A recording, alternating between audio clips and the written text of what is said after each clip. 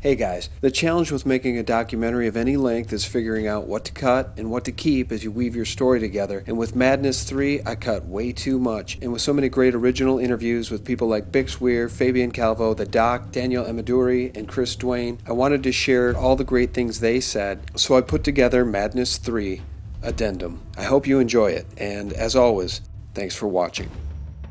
The current banking financial system we have today is a complete Ponzi. It's unsustainable.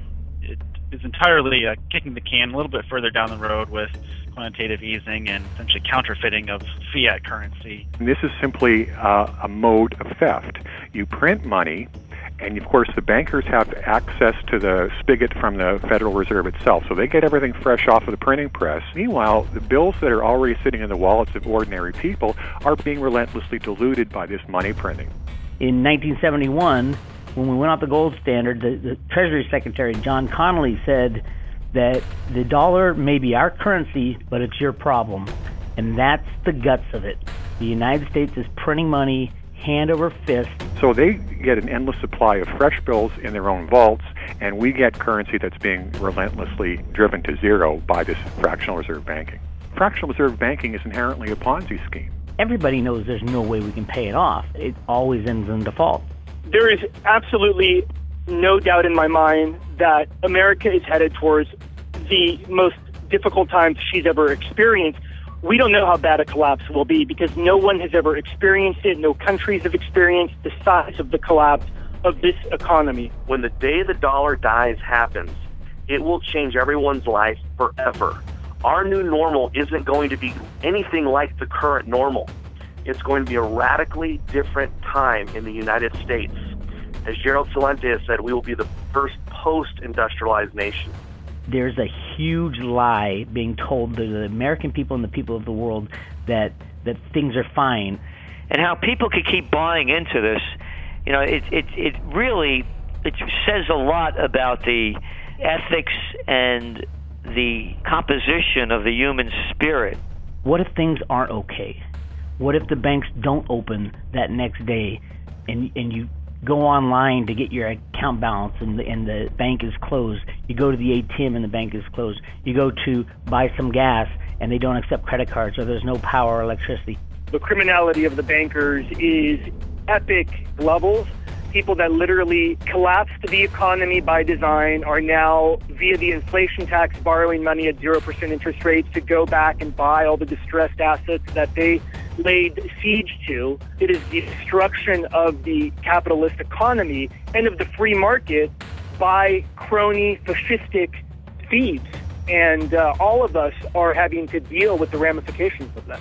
We cannot continue to create so much debt, spread so much debt throughout the world.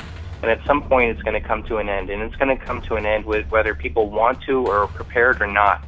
So you're either going to deal with the problem going head on to it, or you're going to be a victim of it. Every fiat currency throughout history has failed.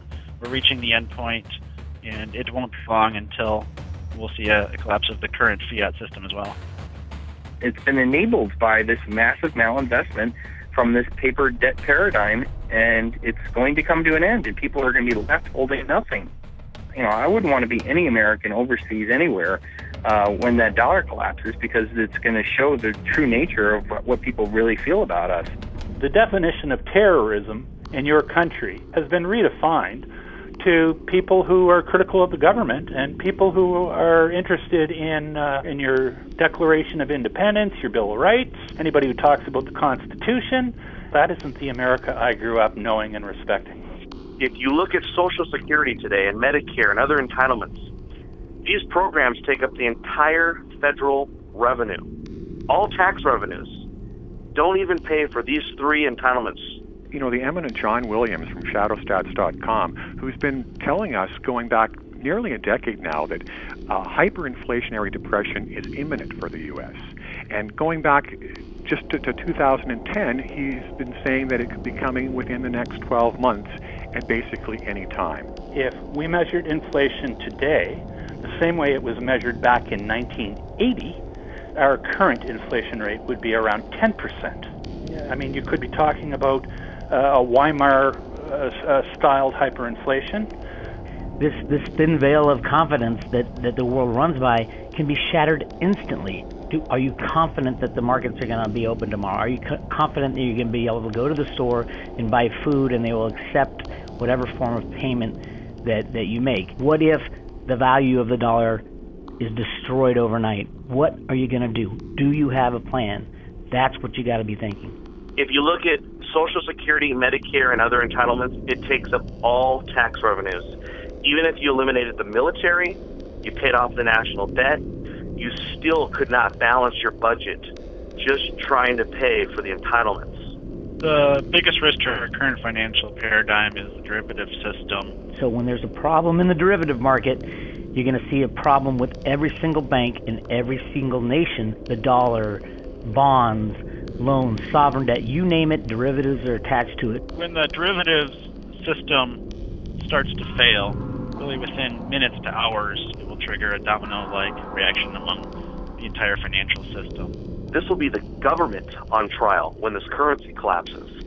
So no one's going to be looking for help more than the government. We've been presented with this absurd myth that we live in some sort of nanny state where everybody is actually taken care of by our wonderful patriarchal government, and nothing could be further from the truth. We're on our own because government is not going to be there.